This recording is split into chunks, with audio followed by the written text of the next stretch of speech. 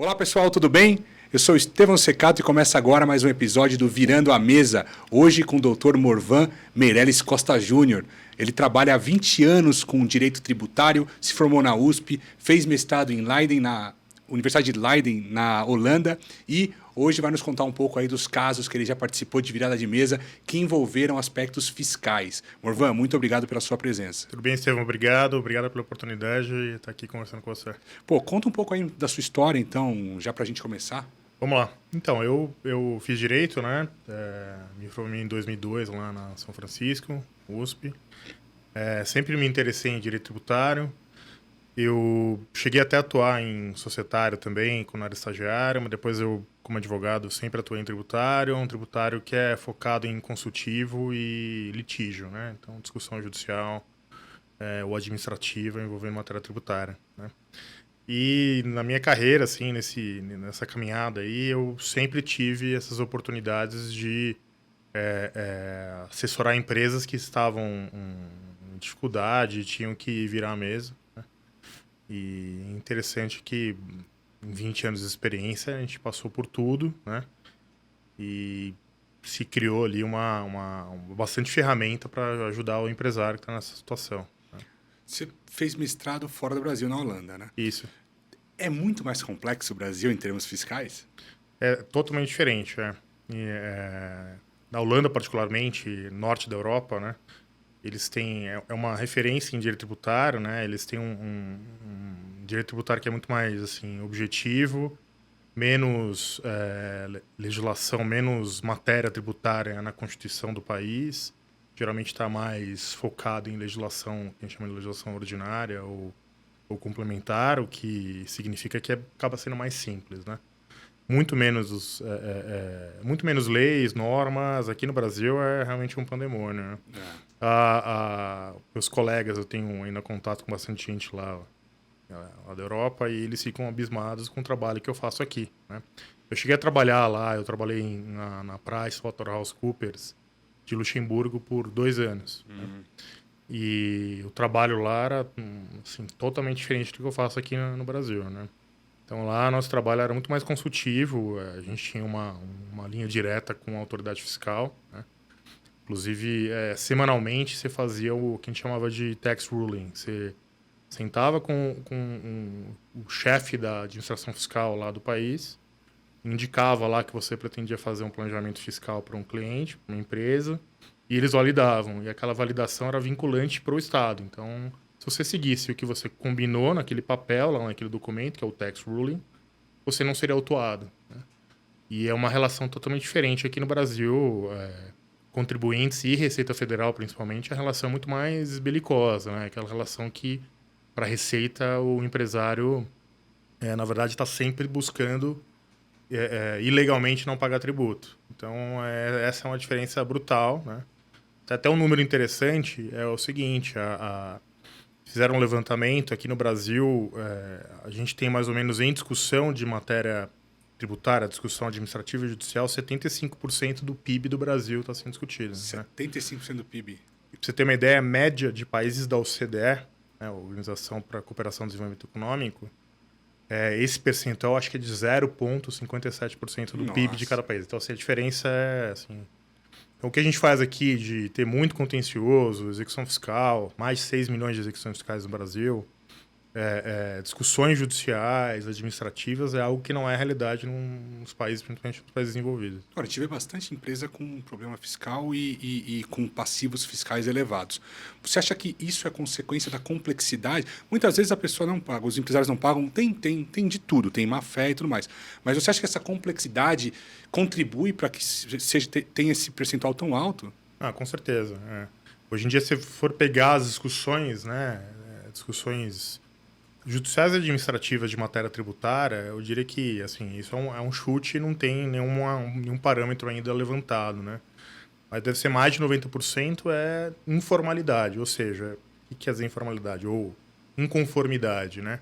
É você não seguir as regras de obrigação acessória, quer dizer, a Receita lá, ou a Fazenda Estadual, ou a legislação estadual, municipal, federal, determinou que você tem que entregar uma declaração XYZ, ou de certa forma, e aquilo não é cumprido pelo empresário. E por quê? porque a quantidade de legislação e quantidade de regras aqui no Brasil é insano, né? Eu acho que, assim, dá para dizer com segurança que não existe nenhuma empresa no Brasil que consegue cumprir fielmente e corretamente todas as suas obrigações acessórias. E isso gera um contencioso, que é essa discussão administrativa e judicial, muito grande, né? Então, assim, também não pagar, com certeza, mas acho que não pagar, assim, essa ideia de sonegação, essa cultura de sonegação, que no Brasil eu não acho que, assim, não tem nenhum parâmetro que indique que aqui no Brasil seja maior do que em outros países. Acho que o nosso maior problema mesmo é a complexidade, e essa complexidade está plasmada, lá está representada por essa quantidade enorme de declaração que tem que ser entregue. O empresário que for ouvir essa conversa aqui vai confirmar isso, que assim, é uma loucura, né? Você fala com o contador e assim, a quantidade de coisa que tem que ser feita para você poder cumprir as suas obrigações tributárias é absurda, né? A quantidade de horas que são despendidas é muito maior do que qualquer outro país, né? E às vezes você até acaba errando, e às vezes sofre um ônus por conta disso, né? Por Sim. multa, juros. Às vezes você não dá nem sabendo e você é notificado ali. Exato, exato. Não, fizeram um levantamento que, se não me engano, acho que são 70 normativos em matéria tributária que são promulgados por dia no Brasil. Óbvio que isso é somatória de tudo, né?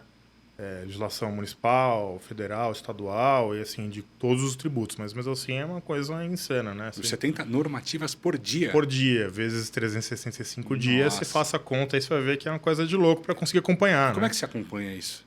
Então, a gente tem nós aqui que a gente atua em matéria tributária, a gente tem algumas ferramentas que nos ajudam, né? A inteligência artificial é super importante, né?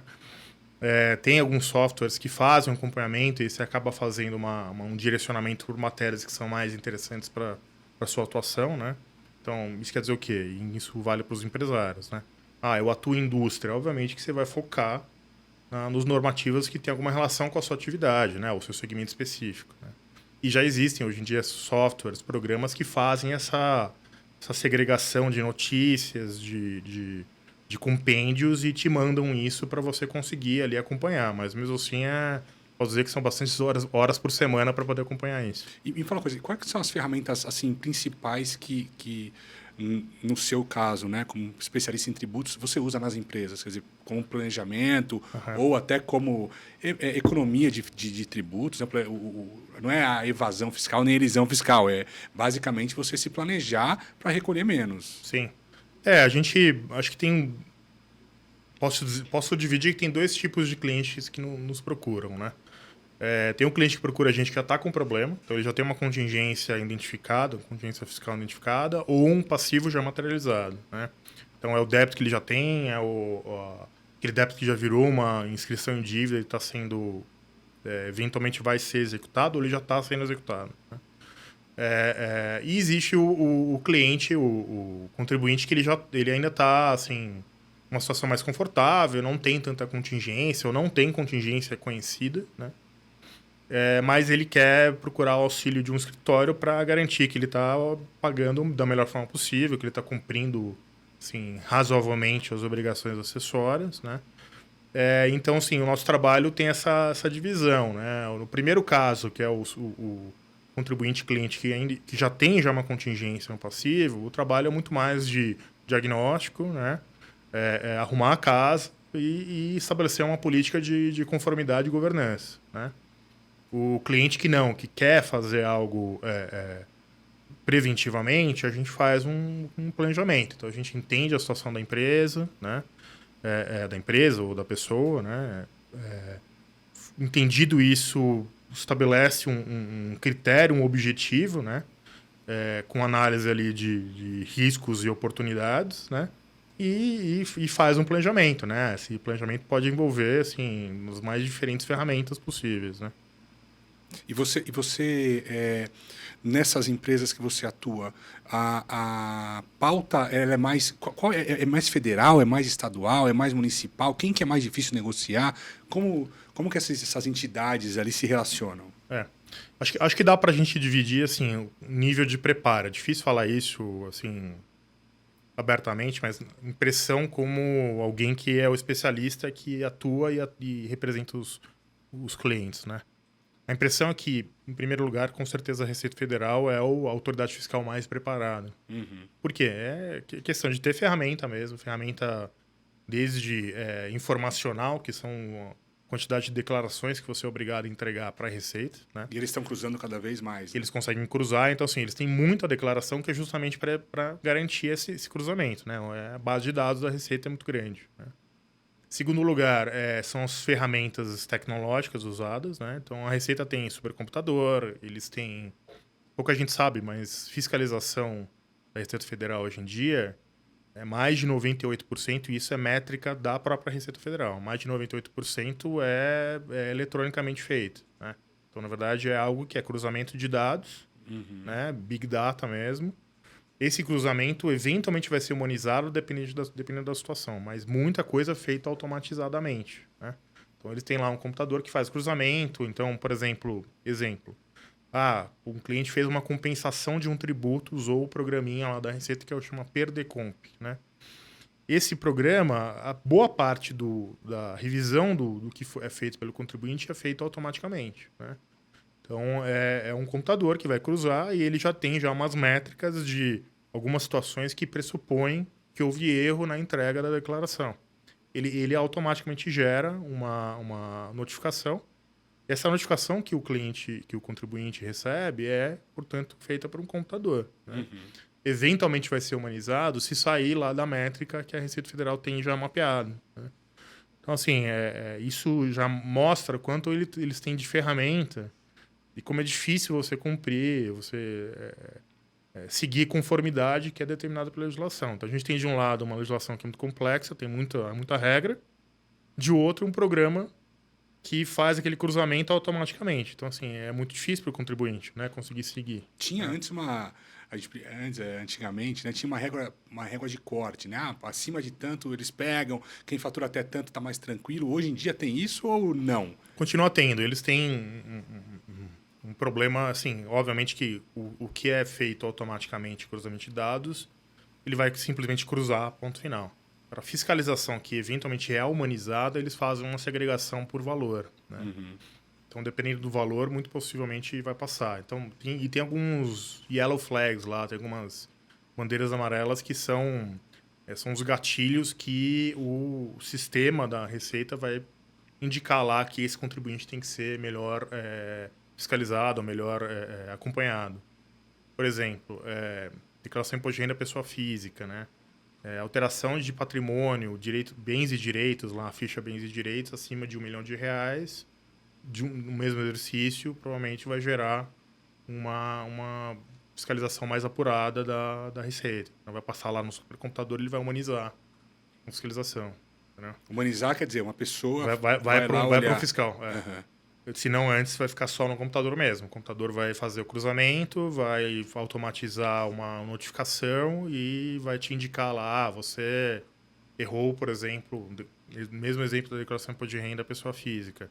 Você indicou que teve uma renda, só que a gente não achou nas nossas bases de dados a fonte pagadora. A fonte pagadora indicando que te pagou isso. Isso vai ser uma notificação automática. Né? Agora, nesse exemplo que eu dei, a variação de mais de R$1 milhão do bens e direitos no mesmo exercício possivelmente vai ser humanizado. Né? Então, vai ser um fiscal que vai falar com você. E aí no Estado não é tão forte essa fiscalização? Então, exemplo aqui nosso, como eu sou aqui de São Paulo. O Estado de São Paulo também tem um computador que até o nome chama Sistema Cobra, que é também muito bom. Pois é. E ele faz vários cruzamentos importantes, né, para apuração, principalmente de ICMS, que é o principal tributo, fonte primária de receita do Estado, né? Por exemplo, ele faz lá levantamento de estoque. Então, quando você tem uma variação muito grande de estoque acumulado na empresa, isso pode ser indicativo de omissão de receita, né? Você está vendendo produtos sem notas, né?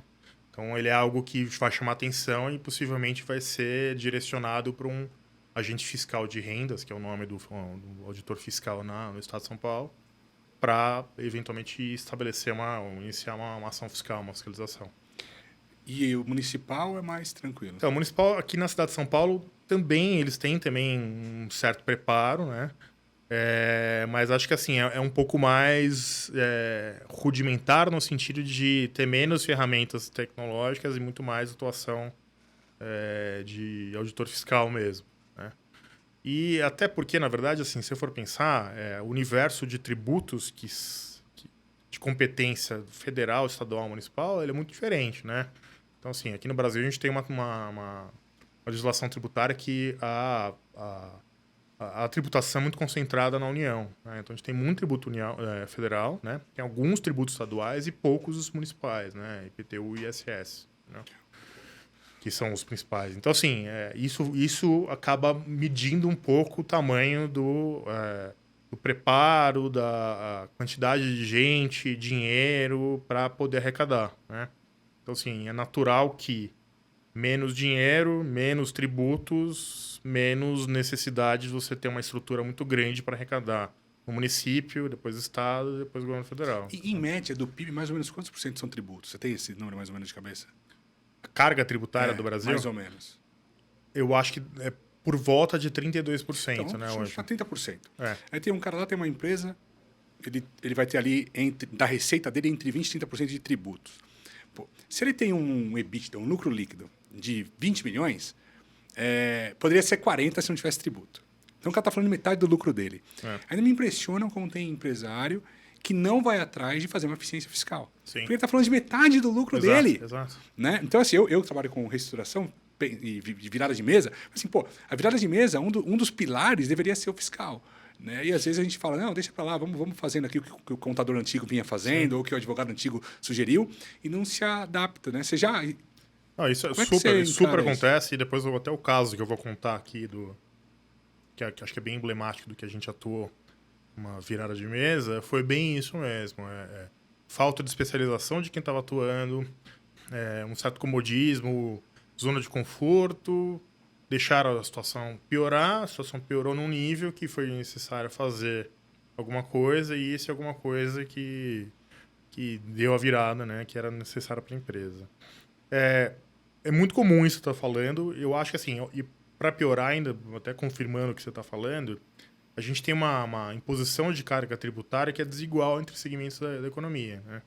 Então, serviços, agronegócio tende a ser menos tributado, ele é literalmente incentivado pelo Estado, Estado como entidade, né? Serviços também tem um certo incentivo, um incentivo muito, muito razoável. Por quê? Porque é o segmento mais se emprega no Brasil, né? E a indústria que é a mais pesadamente tributada. Isso quer dizer o quê? Que essa carga de 30% pode ser que para a indústria, dependendo do segmento, não é 30%. Pode ser 50%, 60%. Não, bebidas eu acho que é 80%. Pois é, então assim, esse é o tipo do cara que ele tem que olhar isso, né? Ele tem que buscar para ver se tem alguma oportunidade de recuperar algo que ele não deve ter pago, né? Tem que ter certeza que ele está nos procedimentos corretos, porque qualquer erro, o custo é muito alto, né? Porque, de novo, não cumprimento de obrigação acessória gera multa, gera cobrança. Essas cobranças são muito altas aqui no Brasil. Até fazendo parênteses, principalmente o governo federal descobriu que isso é o mapa da mina, né? Era muito mais fácil ele cobrar a obrigação acessória do que cobrar o principal. E por quê? Porque... o principal tem matéria de discussão e... Tem matéria de discussão, ou se não às vezes o próprio segmento da economia ele é naturalmente mais informal, então é mais difícil, é muito mais custoso para o Estado conseguir ir lá cobrar, né? Conseguir descobrir se o cara realmente pagou ou não, se ele omitiu receita ou não. Obrigação acessória é o que a gente está falando. Cruza o dado, um computador faz, né? Então é mais barato para a Receita cobrar isso. E aí o que eles fizeram? Já tem um tempo já, né? As multas impostas para esse tipo de coisa são super altas, né? Então, aqui em São Paulo, estadual, a gente tem algumas multas de 100%. Às vezes é 100% da operação. Pode ser discutida a constitucionalidade disso, mas existe essa previsão em legislação. Muitas vezes 100% do valor do tributo devido. E no governo federal 75%, pode chegar a 225%, depende de algumas situações. Então, assim, esse é o mapa da mina para a Receita de cobrar, né? Essa questão de incentivo de setor, eu estava conversando, outro dia nunca tinha ido para Bento Gonçalves, né? Rio Grande do Sul, e fui para lá conhecer umas vinícolas, né? Foi super legal. E eu tinha um preconceito um pouco sobre os vinhos com vinhos nacionais. Cara, foi fantástico, os vinhos super bons. Eu estava lá com o dono de uma vinícola, não vou falar o nome, e ele falou para mim, foi super legal porque a gente conseguiu bater um papo com o dono e tal, e ele falou, pô, cara, aqui no Brasil, a carga o vinho é uma bebida alcoólica, né? E a carga tributária é 80%. Aham. E na Argentina, no Chile, no Uruguai, na Europa, não. Então, você tem vinhos argentinos de pior qualidade que chegam na mesa do consumidor com um preço mais baixo, né? Ou até mais alto, vinhos de melhor qualidade que chegam aqui mais baratos do que o vinho nacional. Sim. Por quê? Por causa da alíquota fiscal, né? Então, é uma indústria que está sofrendo bastante. Pois né? então você vê, são escolhas, né? Escolhas do legislador. Talvez essa é o mote da atual proposta de reforma tributária sobre consumo, né? Por quê? Talvez as escolhas sejam injustificadas. Por que que vinho é tão tributado, né? Lá é visto como alimento, aqui é visto como bebida. Pois é. E aí entra uma Ou alíquota. uma indústria que eles que eles incentivam lá, por que que a gente não incentiva aqui? Não sei. Pode ser uma escolha justa, pode ser, só que eu acho que tem que ter um critério, né? Agora, virada de mesa, né? Conta um pouco desse caso aí. Que caso que... Eu tenho um cliente que é uma empresa de revenda de material de construção. É uma empresa pequena, médio porte, do litoral de São Paulo, litoral norte de São Paulo. Já era uma empresa familiar, né? Então, assim, acho que você deve estar bem acostumado com Sim. essa história, né? Então, o que acontece é que eles tinham lá um corpo jurídico e contábil terceirizado de relacionamento com a família de muito tempo, né? Só que eram pessoas, praticamente no caso do corpo jurídico, que era um advogado que não tinha especialização em matéria tributária, ele era, na verdade, um advogado generalista, né? E o que aconteceu foi que a empresa passou por um momento difícil no seguinte sentido. Teve uma mudança de mercado, né, no mercado que ela atuava, e ela não captou isso assim, previamente. Né? Então, antecipadamente, o suficiente para poder mudar ou tentar migrar de atividade, etc. Né? Qual que foi a mudança lá no caso? O mercado lá de material de construção há um tempo atrás, lá no litoral norte de São Paulo, era mais informal no seguinte sentido. A pessoa ia lá, comprava um terreno e construía. Né? Então, naturalmente, ela comprava material lá dessa empresa. E sem nota. Mesmo se tivesse nota, mas comprava deles. Né? O que aconteceu? Aconteceu foi que, primeiro, o mercado passou a ser... surgiram novas empresas, principalmente aqui de São Paulo, grandes, de revenda de material, né? Que abriram lojas na região. Então isso já deu criou uma concorrência que eles não tinham, né? E para piorar, alguns incorporadores começaram a atuar lá na região, e incorporadores que tinham outra realidade de construção, né? O incorporador que compra direto do fabricante, ele não vai comprar de intermediário, né? Resumindo, o que aconteceu, o faturamento deles despencou, né? Isso fez com que eles começassem a ter dificuldade de cumprir as obrigações tributárias, principalmente pagamento de tributos, ainda que tivesse tudo sendo lançado corretamente, né? Declarado e notas emitidas, né? Foi se girando uma bola de neve. Quando a gente foi contratado, a bola de neve estava no seguinte sentido: eles já tinham 23 execuções fiscais, que deviam somar uns 12 milhões de reais, né? E tinham alguns débitos já constituídos de 6 ou 7 milhões. Quer dizer, a empresa estava numa situação muito difícil. Quando a gente já começou a atuar, não tinha transação tributária, né? Que foi algo que... Quer dizer, tinha previsão no artigo 170 do CTN, mas não estava regulamentado, como é hoje, né? Ou seja, qual que foi o caminho que a gente fez lá? É mais ou menos o que eu tinha falado. A gente fez um diagnóstico, né? Que é o quê? O que é execução? O que é só débito? Em que pé está? O que quer dizer isso? Execuções, quando já está em execução fiscal, ou seja, já tem um débito que já passou pela instância administrativa, já foi inscrito em dívida. Inscrição em dívida quer dizer o quê? Que ele foi definitivamente constituído e pode ser cobrado de você. E já tem uma execução fiscal correndo, esse é o pior cenário que você pode estar. Por quê? A execução fiscal, o processo funciona como? Você é intimado para pagar em 5 dias, né? Se não pagar, você tem que indicar bens à penhora para tentar se defender via a defesa própria da execução fiscal, que é os embargos da execução fiscal. E se você não indicar? Se você não indicar, esse é o problema. Você perde a prerrogativa. E aí a prerrogativa passa a ser do exequente. O exequente é a procuradoria lá do ente tributante. Nesse caso, esses débitos, quase todos eles eram federais, né? O que aconteceu? A PGFN estava lá, que é a Procuradoria-Geral da Fazenda Nacional, que é o órgão de atuação jurídica do governo federal em matéria tributária federal. Ele estava lá já querendo já indicar bens a penhora. E a empresa era uma empresa familiar, mas ela tinha os imóveis próprios das lojas, né? Tinha estoque. Então isso tudo era assim a morte para eles. E eles né? penhoram mesmo? E penhoram. Se você bobear, eles penhoram, né? Qual que é a contagem de prazo ali? Execução fiscal já ajuizada. O contribuinte já foi citado aqui em São Paulo, Justiça Federal de São Paulo, de 3 a 4 meses. Se você não fizer nada, possivelmente você tem um risco de uma penhora. E eles seguem o artigo 11 da Lei de Execução Fiscal, que ele tem uma gradação de liquidez de bens que o exequente lá, que a Procuradoria vai pedir. Em primeiro lugar, dinheiro. Então, o que eles vão tentar fazer é uma penhora online. Né? Então, isso para a empresa é o pior cenário. Né? Você já está lá em dificuldade e, de repente, você descobre que você vai ter um bloqueio na sua conta e o que tiver lá vai ser rapado. Né? Uhum. Então, assim, eles estavam nesse risco quando a gente foi contratado. Então, por isso que eu falei que é o diagnóstico. Então, a gente foi lá, pôs um ticketzinho vermelho lá, um post-it vermelho de que aqueles 20 e poucas execuções fiscais eram a primeira coisa que a gente tinha que olhar e tinha que tomar uma providência assim, urgente. E a providência pode ser o parcelamento, por exemplo. Você pode fazer parcelamento. No caso deles, o que aconteceu? Existia uma discussão de liquidez daquelas cobranças. Por quê? Alguns débitos estavam sendo cobrados e eles tinham teses que são discussões de interpretação da legislação tributária que a gente poderia tentar diminuir o valor cobrável. Por exemplo, tinha PIS/COFINS lá sendo cobrado. PIS/COFINS, acho que boa parte dos empresários sabem que houve uma discussão da não incidência de PIS/COFINS sobre ICMS, que o ICMS no passado compunha a base de cálculo do PIS/COFINS. Essa foi uma discussão jurisprudencial, né? Tem uma decisão do STF em repercussão geral.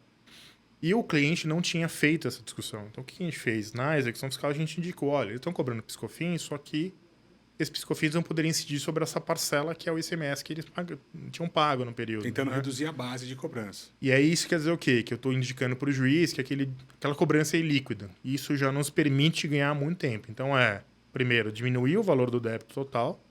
E segundo, ganhar um tempo, um fôlego para a empresa eventualmente fazer um parcelamento. Uhum. Né? Então, isso foi a primeira coisa que a gente fez. Os outros débitos, o que a gente tentou descobrir? Primeiro, os débitos são... Existe prazo para fazer uma defesa administrativa? Né? Defesa administrativa, eu falo para todos os clientes, você tem que ser feita. Por quê? Não tem custo processual para você fazer defesa. Né? Feita a defesa, se você impugnar ou recorrer, dependendo do qual for o meio de defesa, conforme o artigo 151 do inciso 6 do CTN. Você, feito isso, você consegue suspender a exigibilidade do débito, daquela Enquanto cobrança. está sendo discutido, não Pode ser estar cobrado. discutindo, não vai ser cobrado. Receita Federal, CARF, que é a segunda instância administrativa federal aqui do Brasil, né? Administrativa Federal de tributos federais. Essas discussões demoram pelo menos 3, 4 anos. Quer dizer, são 3, 4 anos que a empresa Ganha fôlego. vai ganhar um fôlego. Porque se a gente está numa situação que a empresa precisa sair de uma situação difícil, recompor caixa, mudar a atuação dela para melhorar parâmetros financeiros, o que você precisa é ter fôlego para pagar tributo. Né? Então, isso foi uma coisa que a gente também mapeou. Quais são os débitos que eventualmente a gente pode apresentar alguma defesa administrativa? Tem prazo para isso ou não? Né? Os que não tinham prazo, o que foi feito? A gente apurou quais eram as discussões. Então, se tem discussão que tem matéria para ser discutida em juízo, qual que foi a ideia? A ideia foi entrar com uma ação preventiva. Né? Essa ação preventiva aí tem estratégia processual que vai ser usada de acordo com cada cenário. Né? Geralmente se entra com uma ação que a gente chama de ação declaratória, que você vai tentar declarar que você vai querer que um juiz declare que aquela relação jurídica lá, que tem que pagar X de tributo, não poderia ser daquela forma, ou nem deveria ter sido pago, nem deveria pagar. Né? Então a gente também mapeou os casos que daria para fazer isso. Né? E aí isso fez com que a gente conseguisse algumas liminares até nessas situações. O que não conseguiu liminar, a gente ofereceu bens, né? Mas obviamente que era não era daquele todo de 20 e poucos milhões, eram de alguns casos, né? Então, para isso a empresa tinha condição de fazer. Agora, você pode oferecer precatório? Como é que funciona? Vamos falar um pouco disso aí. Como é que funciona precatório? Vira e mexe, aparece um cara querendo comprar precatório, vender precatório. Ou aparece uma solução do tipo, eu tenho créditos do Banco do Brasil que eu posso usar e não sei o quê. Então, primeiro de precatório, né? Os precatórios podem ser usados como garantia, né? Geralmente as autoridades Mas fiscais... federal para federal, estadual para Exato, estadual, cada um isso. na sua instância. As autoridades fiscais aceitam precatório para garantia de juízo, né? Então, principalmente execução fiscal, né? Precatório como meio para se pagar tributo, não existe uma previsão. Na verdade, tem uma previsão na emenda constitucional 113 e 114, né? Que é aquela emenda lá do golpe do precatório, que o governo jogou para 2026 pagar boa parte dos precatórios, porque ele estabeleceu um limite máximo de pagamento de precatório por ano nesse período. Então, de 2022 a 2026, o governo federal, né, seu governo federal, está com um limite máximo de pagamento de precatório. Não exauriu o limite, o saldo devedor vai para o outro ano e isso tudo está sendo jogado para se resolver em 2027. Nessa mesma emenda constitucional, eles criaram a possibilidade, até por conta desse golpe, esse calote aí que foi dado pelo governo federal, eles criaram a possibilidade de se compensar precatório com tributo, desde que seja tributo já devido e para ser usado em parcelamento, né, ou em execução fiscal, né? Ou seja, você não pode pagar tributo vencendo, você pode pagar tributo vencido. Mas eu posso declarar, não pagar, comprar um precatório e pagar e compensar. Poderia fazer isso, só que qual que é o problema que aconteceu? Existe essa previsão na emenda constitucional, teoricamente ela é auto-aplicável, porque o próprio dispositivo que foi alterado lá na Constituição previa que seria auto-aplicável, né? Só que o governo federal não regulamentou até hoje.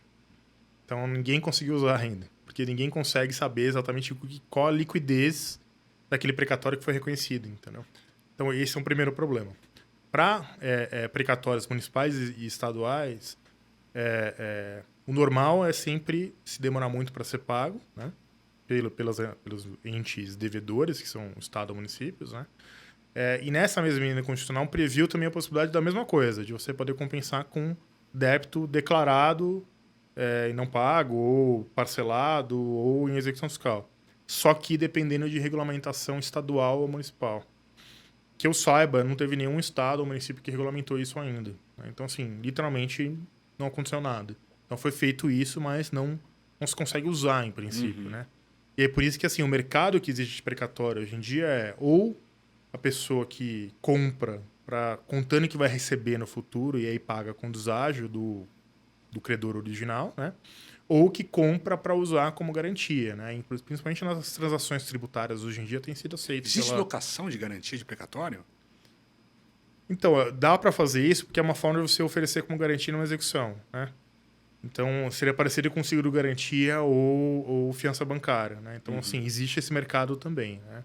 Aí, tudo isso depende, obviamente, do ente que está cobrando aceitar aquele instrumento. Agora, o incentivo dele em aceitar é qual? Então, acho que, por exemplo, para locação, eu acho difícil, né? O precatório em si, geralmente eles aceitam, né? Só que, de novo, o ente tributante, que principalmente o órgão lá judiciário, que é, no caso, dando esse exemplo de novo, da Justiça Federal, que é a PGFN, né, representando a União, ele sempre vai querer dinheiro. Então, assim, normal das coisas quando você vai lá na execução vai defender um cliente, você pode oferecer o que for. Normalmente, ele vai querer dinheiro, né? Aí o que acontece é que vai caber ao judiciário, ao juiz lá da causa, entender que pode ser que a empresa não tenha dinheiro para apresentar, para oferecer, né? Ou oferecer dinheiro para ela vai ser tão custoso e tão gravoso que não se justifica ainda que a lei de execução fiscal ela preveja que tem que se oferecer o que é mais líquido primeiro, entendeu? Então, assim, no frigir dos ovos assim, tem uma jurisprudência bem encaminhada de que esses títulos, seguro garantia, fiança bancária, precatório, eles são geralmente aceitos, né? Nesse cliente de vocês, qual foi o desfecho? Então, o desfecho foi, a gente conseguiu reduzir consideravelmente os débitos do cliente, né? Inscritos em dívida ou não, né? Muita coisa a gente ganhou, quase todas as execuções a gente conseguiu diminuir o valor, né? Ou seja, aquele débito lá de 12 milhões de execução, acho que caiu para 7, 6 milhões, né? Débitos também abertos também caíram, que eram ainda administrativos também, a gente ganhou algumas discussões administrativas, né? Isso que fez com que, no final, o bolo lá de dívida, que era, sei lá, 20 milhões, na verdade chegou em 12, né? Aí desses 12 milhões foi feito um parcelamento especial. Eles aproveitaram o PERT, que se abriu lá o PERT. E coincidiu de que a abertura do parcelamento especial casou com os processos que foram sendo ganhos ou que foi diminuindo o débito, né? Alguns débitos a gente acabou não migrando para o PERT. Por quê? Porque a gente entendia que a gente podia ganhar e realmente isso se confirmou. Então, isso também faz parte da avaliação. Então, o diagnóstico também se faz isso. Você vai lá e faz uma projeção de chance de êxito, né, de cada discussão, né? Possível, remota, possível, provável, né? O que era provável, a gente falou, não vamos parcelar, né? E no mais, assim, depois disso, foi uma educação tributária do cliente, que foi o quê? Vamos começar a fazer o jogo certo, né? Vamos parar de cometer erro, né? Porque muita coisa ali não era só não pagar, mas também não cumprimento correto de obrigação acessória, né? Então eles alteraram o contador, né? Contadores que eram mais, acho que tinham mais aderência para a necessidade da empresa, né? Começaram investiram no corpo fiscal, principalmente, para conseguir cumprir obrigação acessória para o segmento. Isso tudo fez com que eles diminuíssem demais a contingência deles, né? Além disso, a gente também propôs lá algumas teses, né, que são essas interpretações de legislação tributária, para tentar recuperar valor de coisa que a gente entendia que eles tinham pago a mais, não deveriam ter pago. Algumas delas ainda estão correndo, né? Outras a gente ganhou, quer dizer, tiveram recuperação, isso gerou crédito para compensar contributo. Esse crédito é compensável. Compensável a contributo, né? Então eles começaram a conseguir compensar, o que também deu uma folga de caixa para a empresa, porque ela ficou alguns períodos lá sem pagar tributo porque ela tinha crédito para usar, né? Então, assim, houve esse remapeamento que gerou essa virada de mesa para eles, né? Então, assim, foi super relevante, né? Obviamente que também eles contrataram outros assessores lá para também reorganizar assim, financeiramente a empresa, mudar perspectiva de atuação no segmento, etc., né? Mas o fiscal foi o que deu o fôlego, né? Então eles estavam se afogando. O fiscal foi o canudinho lá que eles conseguiram respirar para fora um pouco, né? E hoje em dia eu diria que eles estão com a cabeça para fora d'água. Muito bom. O parcelamento ordinário ali, que eu tô devendo, vou lá e quero parcelar. Uhum. Como que funciona? Então, o parcelamento ordinário, falando isso no âmbito federal, estadual ou municipal, né? Você pode fazer a qualquer momento. Em quantas vezes? Com que taxa? Geralmente, a regra geral federal é 60 vezes, né? O estadual aqui em São Paulo também é 60 vezes e o municipal também é 60 vezes. Então, assim, é uma regra meio padronizada. Então, eu deixo de pagar, por exemplo, estou em crise. Uhum. Deixo de pagar imposto durante 6 meses, 1 ano. Sim. Aí juntei lá 10 milhões. Faço uma peticiono lá, eu vou lá no Faz um pedido de parcelamento. Uhum. Parcelo isso aí em 60 vezes com 1% ao mês de juros. Basicamente, a regra é essa. Os juros geralmente são Selic, né? Então, Selic. Então pode ser mais de 1%. Hoje em dia seria mais de 1%. Né? E aí parcelei em 60 vezes. Isso. Aí passou mais 12 meses, eu juntei mais 10 milhões. Parcelo também. Quantas vezes eu posso fazer isso? Então, isso tem alguns problemas. Primeiro, então vamos falar matéria federal que é mais fácil, né? Primeiro, dependendo do tipo de tributo, você não consegue fazer parcelamento ordinário, né? Então, por exemplo, os tributos que são retenções, que é você, como responsável tributário, está recolhendo em nome de terceiro. Então, imposto de retiro na fonte. Esse é o que dá cana. INSS, isso é apropriação indébita tributária, né? Que pode ter uma perseguição penal. E esse parcelamento, você não consegue usar esses débitos para parcelar ordinariamente, que é a Lei 10.522. Então, mas existe a previsão de você fazer o parcelamento simplificado. Só que o parcelamento simplificado tem um limite de valor. Entendeu? Então, assim, isso é a primeira coisa que o empresário tem que tomar cuidado. E qual que é o limite? Depende 5 milhões. 5 milhões? Por CNPJ? Por CNPJ. Segundo, todos os mesmos tributos que você for reparcelar, ainda que sejam competências diferentes, quando você abre para novamente parcelar, você é obrigado a reparcelar.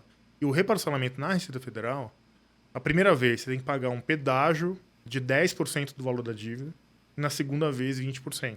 Então isso é outra coisa que tem que tomar cuidado. Então nesse exemplo que você deu, por exemplo, vamos imaginar que eu acumulei R$ 1 milhão de débito de PIS e COFINS num exercício. Fui lá e parcelei ordinariamente. Exercício seguinte, eu fui lá, tenho mais 1 milhão. Quero fazer de novo. Quando você fizer de novo, você vai juntar 1 milhão primeiro, o primeiro 1 milhão parcelado, mais o segundo, 2 milhões. Você tem que pagar um pedágio de R$ 200 mil para conseguir parcelar. E aí parcela em 60. Aí, de novo, eu quero fazer isso. Mesma coisa. Então, vamos imaginar no mesmo exemplo, mais 1 milhão depois. Você vai pagar um pedágio de... E vamos assumir que a gente não está tendo nenhum pagamento de parcela que está amortizando, né? Para facilitar o cálculo. Então, a gente tem um débito total de 3 milhões, nesse caso.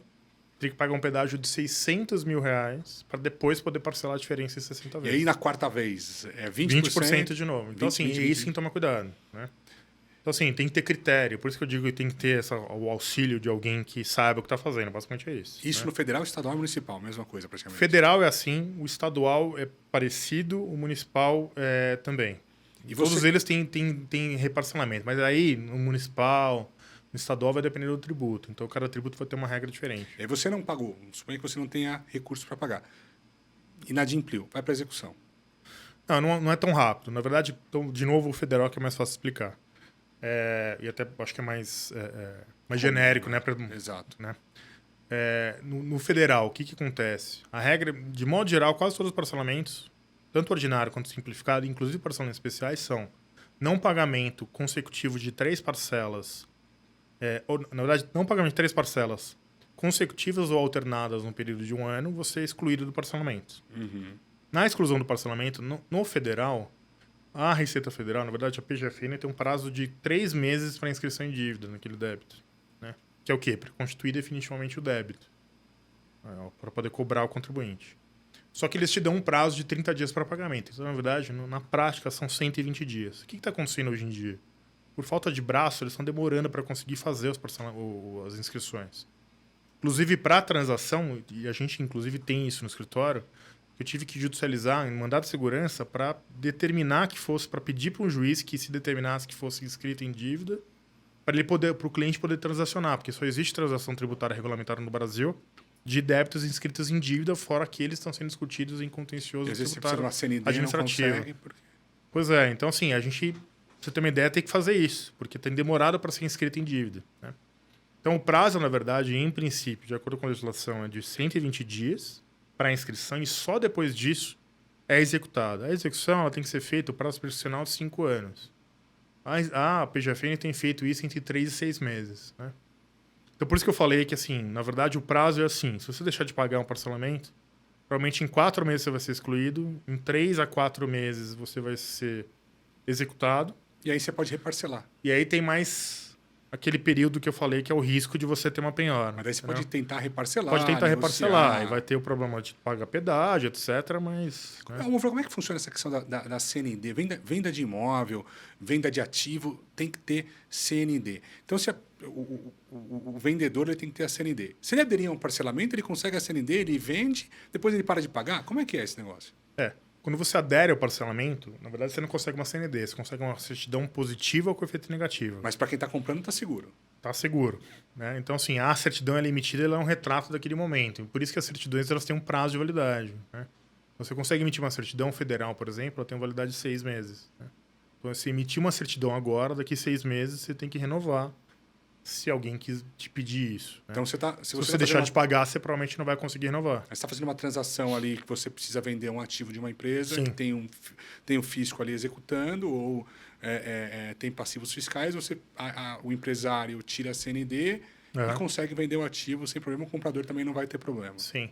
No caso de imóvel, particularmente, tem que tomar cuidado porque tem um artigo do CTN que ele prevê, e a interpretação da jurisprudência nesse sentido, que só o fato de ter uma execução e a pessoa foi citada, o comprador ele é tido como um comprador de má-fé. Se o vendedor era o único bem ou se ele foi levado à insolvência na venda daquele ativo. Então, isso é uma coisa que tem que tomar cuidado. Né?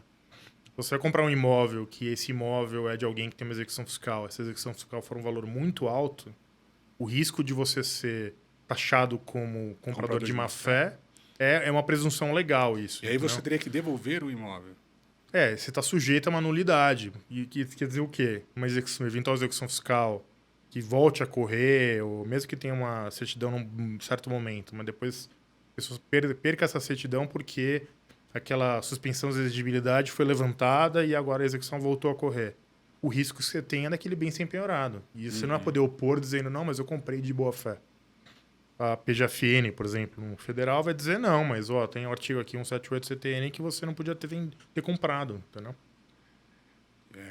É bem complexo. De novo, por isso que você precisa ter um auxílio mesmo de alguém que, né, um tributarista, alguém versado na matéria para poder te auxiliar ali, te orientar da melhor forma possível. E a gente sempre, eu trabalho bastante com a situação de empresas, né? Você sabe, o fluxo de caixa restrito, né? A gente deixa de ter dinheiro muitas vezes ali para pagar folha, para pagar matéria-prima, e a gente deixa de pagar imposto. Quais são os impostos que deixam o empresário que tem cunho criminal, que podem levar à prescrição penal? São todos aqueles que têm apropriação indébita tributária, né? Que você pode ter o risco de ser enquadrado no crime de apropriação indébita tributária. Porque eu deveria estar... Na verdade, esse dinheiro não me pertence. Eu estou recolhendo em nome do meu funcionário. É o FGTS? Quais são eles? FGTS, Imposto de Renda Retida na Fonte, INSS do empregado, né? Porque isso eu deveria estar pagando para ele e não estou, então é o dinheiro dele que eu estou me apropriando. Você está pagando como responsável tributário, né? Que a gente fala. Né? Ou seja, o contribuinte é o funcionário. Ele deveria estar recebendo. Por lei, é o responsável tributário. Você está recolhendo por ele, né? Então, se ele recebeu o líquido daquilo, quer dizer que você assumiu a responsabilidade de pagar. Né? Então, isso é o maior risco que você tem de persecução penal. E hoje em dia também o ICMS declarado e não pago, né? Que existe lá a jurisprudência do STF, inclusive, né? Nesse sentido, que se você tiver uma recorrência, hoje em dia, até hoje não se tem um parâmetro objetivo do que é recorrência, né? Recorrência de declaração e não pagamento. A recorrência de declaração e não pagamento. Né? Porque a não declaração Então, esse é um outro crime, é um crime contra a ordem tributária, né?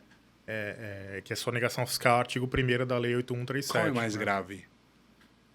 Então, eu sempre entendo que aquele que tem o tipo penal mesmo definido em lei é o mais grave, que são os crimes contra a ordem tributária, que é artigo 1º e 2º, né?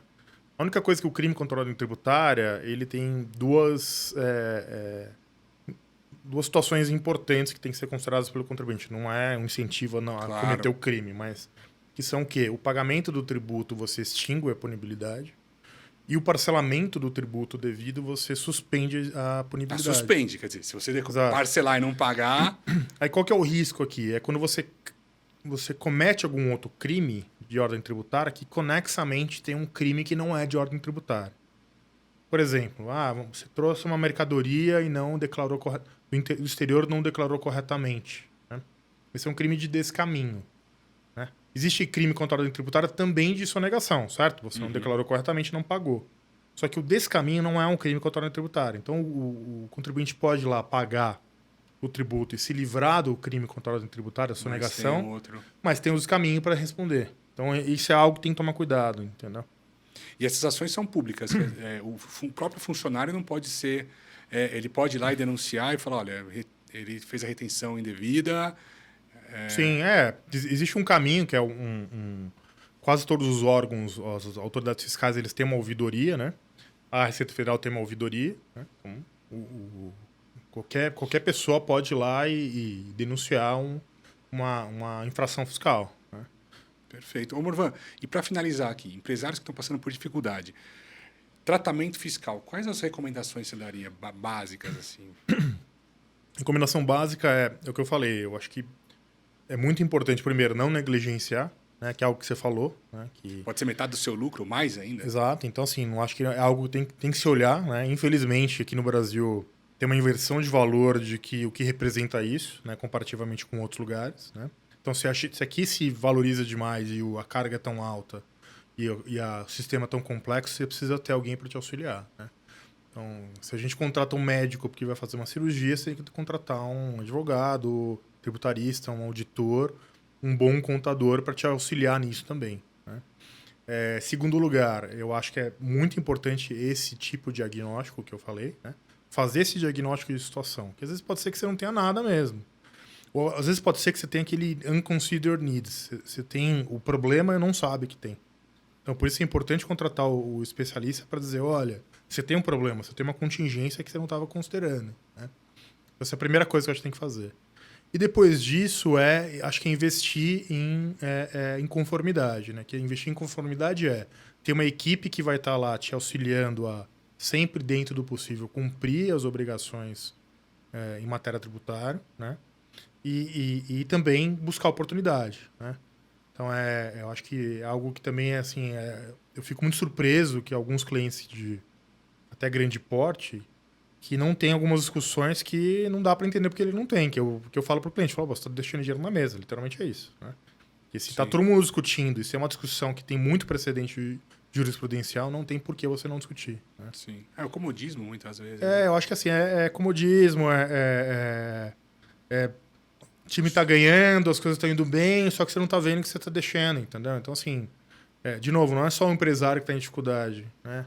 Que é o que eu bati. A gente tem uma cultura aqui no Brasil que e isso é muito verdade, os clientes nos procuram a maior parte das vezes porque eles têm já o problema, né? São raros os casos do cliente que procura a gente já pensando em, poxa, eu quero tentar melhorar a minha situação, né? Descobrir se eu tenho algum problema e se não tiver, o que dá para melhorar, né? Então, acho que essa é a cultura que a gente tem que começar a adotar aqui, já que a gente tem esse sistema que é complexo, difícil, custoso, então a gente tem que investir nessas ferramentas. Né? Perfeito. Tá bom, Morvan. Obrigado pela sua presença, viu? Obrigado, Estevão. Pessoal, muito obrigado. Nos vemos no próximo episódio e até breve.